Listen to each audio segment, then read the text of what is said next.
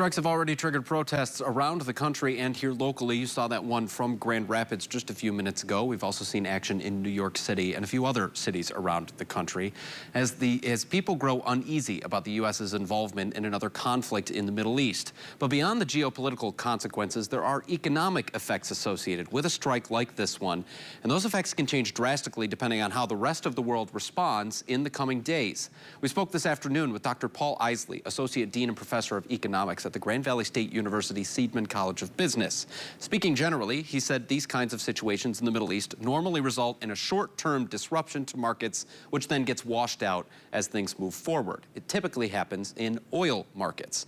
The severity of those impacts depends on how long or short U.S. involvement is and how severely Iran and its allies respond. So far, it's not bad news, but a lot remains to be seen. It happened over the weekend. It's relatively fast.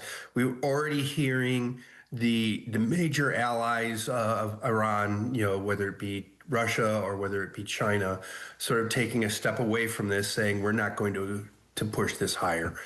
So I think from a business perspective, people are going to see this as relatively limited until or if Iran decides to start lashing out. And so that's sort of helpful for us right now.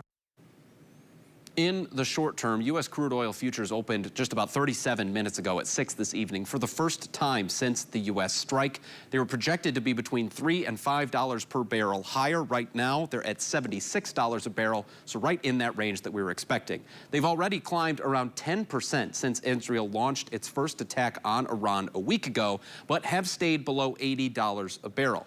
Israel's defense minister says their intent is to destabilize the Iranian government, but their prime minister has used softer language, saying just that their government could fall as a consequence of the conflict. How Iran responds to that threat will determine if crude oil prices will remain relatively stable or spike.